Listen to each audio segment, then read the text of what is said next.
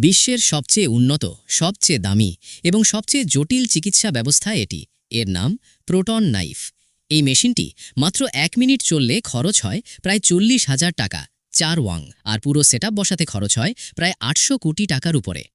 এটি ক্যান্সার চিকিৎসার বা রেডিওথেরাপির জগৎকে বদলে দিয়েছে। প্রোটন নাইফ শরীরে কোনো কাটাছেঁড়া ছাড়াই শরীর ভেদ করে সোজা টিউমার কোষগুলোকে ধ্বংস করে দেয়। এবং সবচেয়ে বড় কথা, এটি সুস্থ কোষের ক্ষতি করে না। কিন্তু এটি এত নিখুঁতভাবে কাজ করে কি করে? প্রথমে সাধারণ রেডিওথেরাপি বা এক্স-রের সমস্যাটা বুঝুন।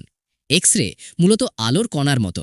ধরুন একটি জেলি বা কাস্টার্ডের ভেতর দিয়ে গুলি চালানো হলো। গুলিটি যেমন সব ভেদ করে চলে যায়, এক্স-রেও তেমনি শরীরের এক পাশ দিয়ে ঢুকে টিউমারকে আঘাত করে অন্য পাশ দিয়ে বেরিয়ে যায়। এতে টিউমারের আগে এবং পরে থাকা সুস্থ কোষগুলো ক্ষতিগ্রস্ত হয়। এখান থেকেই চিকিৎসার পার্শ্ব প্রতিক্রিয়া বা সাইড এফেক্ট শুরু হয়। কিন্তু প্রোটন নাইফ সম্পূর্ণ ভিন্ন। প্রোটন আলো নয়, এটি একটি কণা যার ভর আছে। মনে করুন একটি ভারী লোহার বল জেলি বা কাস্টার্ডের মধ্যে ছুঁড়ে মারা হলো। এটি নির্দিষ্ট দূরত্বে গিয়ে থেমে যাবে। প্রোটন ঠিক এভাবেই কাজ করে। এটি শরীরের নির্দিষ্ট গভীরতায় গিয়ে থামে এবং সেখানেই তার সমস্ত শক্তি বা রেডিয়েশন ছেড়ে দেয়। বিজ্ঞানের ভাষায় একে বলে ব্র্যাগ পিক। ফলে ঠিক যেখানে টিউমার, সেখানেই আঘাত লাগে। কিন্তু এই প্রোটন তৈরি হয় কিভাবে? প্রথমে হাইড্রোজেন গ্যাস থেকে পজিটিভ চার্জ যুক্ত প্রোটন আলাদা করা হয়। এরপর সেগুলোকে পাঠানো হয় একটি বিশাল সাইক্লোট্রন বা অ্যাক্সিলারেটরে। এখানে শক্তিশালী চুম্বক এবং বৈদ্যুতিক ক্ষেত্রের মাধ্যমে প্রোটনগুলোকে প্রচণ্ড জোরে ঘোরানো হয়। ঘুরতে ঘুরতে এর গতি আলোর গতির কাছাকাছি পৌঁছে যায়। এই গতিই ঠিক করে প্রোটন শরীরের কতটা গভীরে যাবে।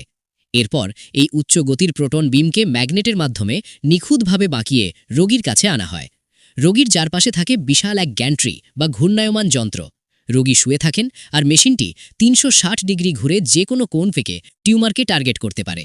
এটি পেন্সিল বিম স্ক্যানিং প্রযুক্তির মাধ্যমে টিউমারকে স্তরে স্তরে ধ্বংস করে। এর নির্ভুলতা 1 মিলিমিটারেরও কম। এই পুরো সিস্টেমটি এতটাই সংবেদনশীল যে এর জন্য আলাদা বিশাল বিল্ডিং তৈরি করতে হয়। মাটির নিচে শক্ত ভিত এবং চারপাশের দেওয়ালগুলো দুর্গের মতো মোটা করতে হয় যাতে রেডিয়েশন লিক না হয়। এই বিশাল খরচ এবং জটিল রক্ষণাবেক্ষণের কারণেই বর্তমানে সারা বিশ্বে মাত্র 100টির মতো সেন্টারে এই প্রোটন থেরাপির সুবিধা আছে।